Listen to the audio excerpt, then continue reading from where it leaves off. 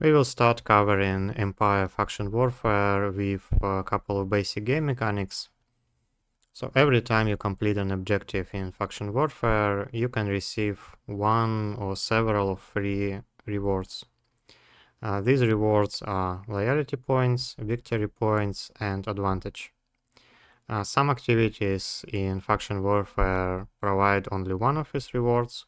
For example, advantage structures will only contribute to advantage multiplier.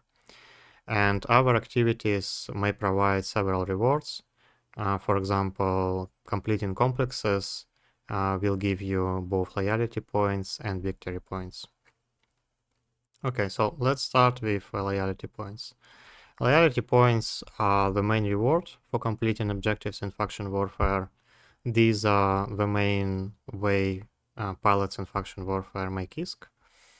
You can exchange loyalty points for items in respective loyalty point stores, and then sell these items for ISK on the market. The victory points are the main measure of system control. Every faction needs to earn 75,000 victory points to make the infrastructure hub vulnerable, and you can see the contested number in the percentage of accumulated victory points that are required to flip a system. So for example, you can see on the picture on the right, there is a system called Tunnelen, and it belongs to Caldari State, and it is 88% contested. So it means that Gallente so far accumulated 88% of the required victory points to make the infrastructure hub vulnerable. And the third and final reward is the advantage. Advantage is essentially just a multiplier that makes it easier to capture or defend a system.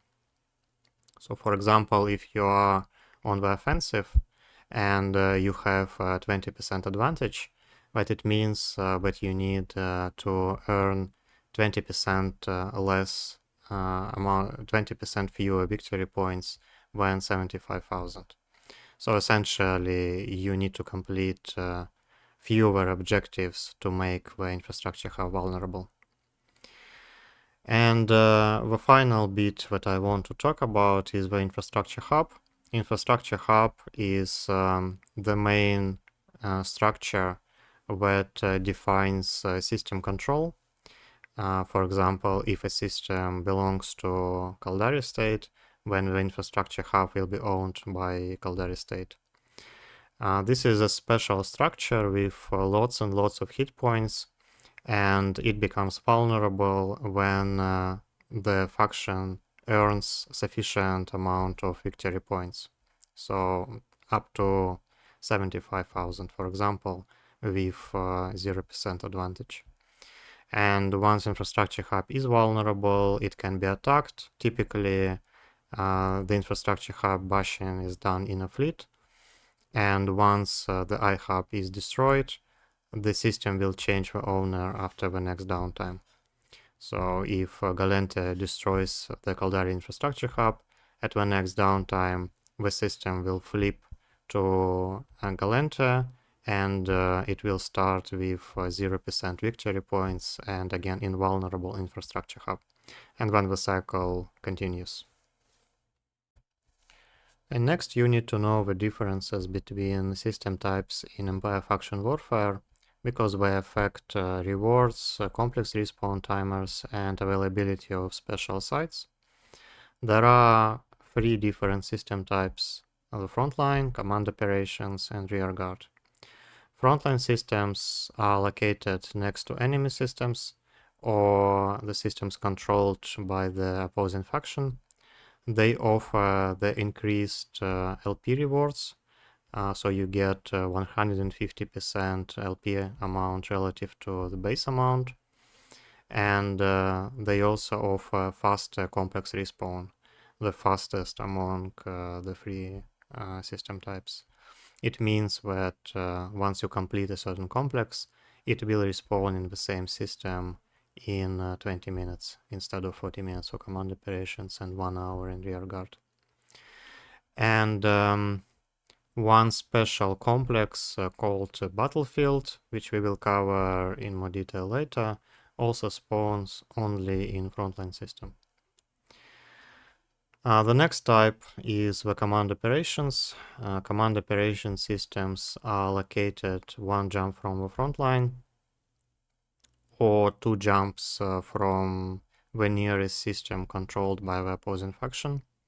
They offer the base loyalty point reward 100%. The complex respawn timer is 40 minutes, so double that of a frontline.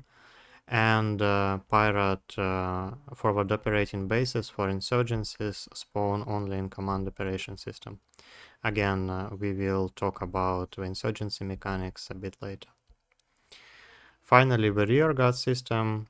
The rearguard systems are all our systems in the warzone, so everything that is not command operations and not a frontline, or any system that is further than two jumps from the system controlled by the opposing faction, will be the rearguard. The rearguard system does not essentially offer any loyalty point rewards, and the complex respawn timer is very slow, but you get one special site or activity for the rearguard system only. It's the so-called operation center. It's a data site that you can hack and receive rewards. So essentially this design is made to push all the players into a couple of frontline systems that offer the highest reward and the highest risk. And the rearguard and the LP rewards in the rearguards are essentially zero to discourage botting or AFK farming in acquired backward systems.